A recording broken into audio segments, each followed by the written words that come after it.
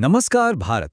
एक ऐसी जमीन जहां आस्था और रहस्य आप कह सकते हैं एक दूसरे में कुछ ऐसे घुले मिले हैं कि कभी-कभी तो विज्ञान भी हैरान रह जाता है।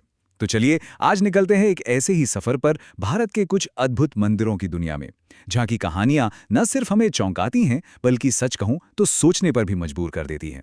तो चलिए शुरुआत एक सवाल से करते हैं। क्या क्या वाकई एक खंभे के टूटने से किसी युग का, पूरी दुनिया का अंत हो सकता है? सुनने में फिल्मी लगता है ना? पर यह सवाल हमें सीधे ले चलता है महाराष्ट्र के केदारेश्वर गुफा मंदिर। यहाँ 4 बड़े-बड़े खंभे हैं और मान्यता यह है कि हर खंभा एक युग को दर्शाता है। आप जानते हैं ना, हिंदू मान्यताओं में समय के जो बड़े-बड़े कालखंड होते हैं उन्हें युग कहते हैं। और कहानी ये है कि सतयुग, त्रेता युग और द्वापर युग को दर्शाने वाले 3 खंभे वो तो पहले ही टूट चुके हैं और उनके साथ ही वो युग भी खत्म हो गए। अब बचा है सिर्फ एक आखिरी खंभा जो हमारे आज के युग यानी कलयुग का प्रतीक है। और कहते हैं कि जिस दिन ये खंभा गिरेगा उस दिन हमारी ये दुनिया, ये युग समाप्त हो जाएगा। तो चलिए इस सफर में हमारा पहला पड़ाव है कुछ ऐसे मंदिर जिनके रहस्य आज भी मॉडर्न साइंस को खुली चुनौती देते हैं। ये वो जगह हैं जहां पहुंचकर आप कह सकते हैं कि लॉजिक और विश्वास के बीच की जो लकीर है वो थोड़ी धुंधली पड़ जाती है। जैसे कि आंध्र प्रदेश का लेपाक्षी मंदिर। यहां कुल 70 खंभे हैं, लेकिन उनमें से एक खंभा जमीन को छूता ही नहीं है। जी हां, वो सच में हवा में लटका हुआ है, बिल्कुल हवा में। लोग तो उसके नीचे से कपड़ा या दुपट्टा आर पार निकालते हैं और मान्यता ये है कि ऐसा करने से किस्मत अच्छी होती है, सौभाग्य आता है। अब चलिए जरा समय में थोड़ा और पीछे, करीब 1000 साल से भी ज्यादा। हम बात कर रहे हैं एक ऐसे इंजीनियरिंग अजूबे की जिसे देखकर आज के बड़े-बड़े इंजीनियर्स का भी दिमाग चकरा जाता है। ये है तमिलनाडु का शानदार बृहदीश्वर मंदिर। जरा इस नंबर पे गौर कीजिए, 1,30,000 टन ग्रेनाइट, इतने भारी पत्थर से ये मंदिर बना है। और सबसे हैरत की बात तो ये है कि इसके आसपास मीलों तक ग्रेनाइट की कोई खदानी नहीं है। तो फिर सवाल उठता है ना, कि बिना आज की मशीनों के, बिना मॉडर्न टेक्नोलॉजी के इतने इतने भारी पत्थर आखिर यहां तक लाए कैसे गए? और बात यहीं खत्म नहीं होती। इस मंदिर का जो ताज है, इसका गुंबद जिसे विमान कहते हैं, वो 80 टन का है और वो भी एक ही पत्थर को तराशकर बनाया गया है। सोचिए, आज भी ये एक पहेली है कि बिना किसी क्रेन के इतने भारी पत्थर को 200 फीट से भी ज्यादा की ऊंचाई पर रखा कैसे गया होगा। और शायद सबसे कमाल की बात तो यह है कि इस पूरे इतने बड़े स्ट्रक्चर को बनाने में जरा सा भी सीमेंट या कोई भी जोड़ने वाला मसाला इस्तेमाल नहीं हुआ। पूरा का पूरा मंदिर इंटरलॉकिंग तकनीक पर टिका है। मतलब पत्थर एक दूसरे में इस तरह से फंसे हुए हैं कि ये सदियों से बड़े बड़े भूकंप और तूफान झेलता आ रहा है। अब चलते हैं हिमाचल के ज्वालाजी मंदिर। यहाँ एक ज्वाला है, एक लौ, जो सदियों से बिना किसी तेल, बिना किसी बाती के लगातार जल रही है।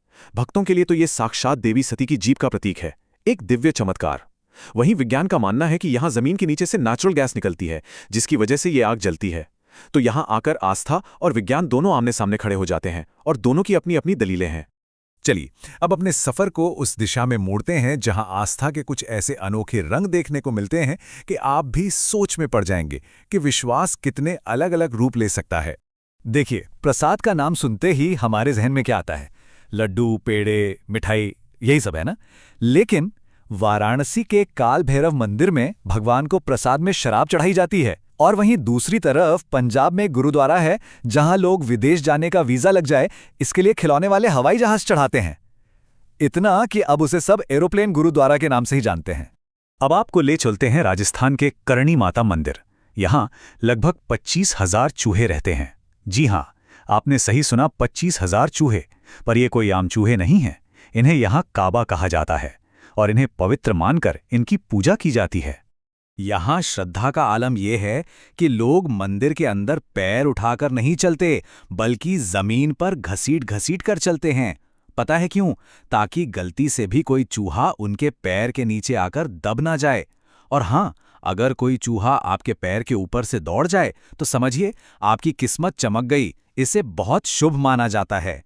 आस्था का एक और रूप है जो कह सकते हैं कि काफी तीव्र और गहरा है। ये देखने को मिलता है राजस्थान के मेहंदीपुर बालाजी मंदिर में। ये जगह भूत प्रेत और दूसरी बाधाओं से मुक्ति के लिए जानी जाती है। और सच कहूं तो यहाँ का माहौल और कुछ दृश्य किसी को भी अंदर तक झकझोर सकते हैं।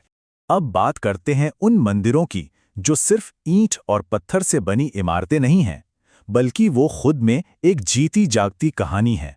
चलिए इन कहानियों में बसे मंदिरों की दुनिया में कदम रखते हैं। वृंदावन का निधिवन, एक ऐसी जगह जिसके बारे में कहते हैं कि सूरज ढलने के बाद यहाँ क्या होता है उसे आज तक कोई नहीं देख पाया है। और ये भी कहा जाता है कि जिसने भी छिप कर देखने की जुर्रत की वो सुबह अपनी कहानी बताने के लिए मौजूद नहीं था। हर शाम जैसे ही सूरज डूबता है, निधिवन को पूरी तरह से खाली करवा दिया जाता है और दरवाजों पर ताले लग जाते हैं। अंदर भगवान कृष्ण के लिए भोग और सोने के लिए बिस्तर तैयार करके रखा जाता है। कोई इंसान, कोई जानवर, कोई अंदर नहीं रह सकता। लेकिन हर सुबह जब दरवाजे खुलते हैं तो प्रसाद खाया हुआ मिलता है और बिस्तर ऐसा लगता है जैसे उस पर कोई सोया हो। यहाँ की अटूट मान्यता है कि आज भी हर रात भगवान कृष्ण यहाँ अपनी गोपियों संग रास लीला रचाते हैं। अब मनाली की बात करते हैं, जहाँ एक ऐसा मंदिर है जो अपने आप में अनोखा है। यहाँ एक राक्षसी की पूजा होती है, एक देवी की तरह। ये हैं हिडिंबा देवी। महाभारत की कहानी के हिसाब से उनका जन्म तो एक राक्षस कुल में हुआ था, पर भीम से विवाह के बाद अपनी अच्छाई और दया की वजह से वो मनाली की रक्षक देवी बन गईं। तो इस पूरे सफर में हमने क्या देखा? यही कि ये मंदिर सिर्फ पूजा करने की जगह नहीं है, ये तो असल में आस्था, रहस्य और हमारी संस्कृति का एक जीता जागता संगम है। एक ऐसी जगह जहां हजारों अविश्वसनीय कहानियां एक साथ मिलकर गूंजती हैं। सोचिए, हवा में लटकते खंभों से लेकर उन हजारों पवित्र चूहों तक, ये मंदिर सिर्फ इमारतें नहीं हैं, ये तो अद्भुत कहानियों और अटूट विश्वास के जिंदा खजाने हैं।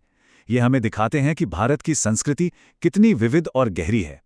तो अंत में सवाल यही उठता है कि ये मंदिर क्या है?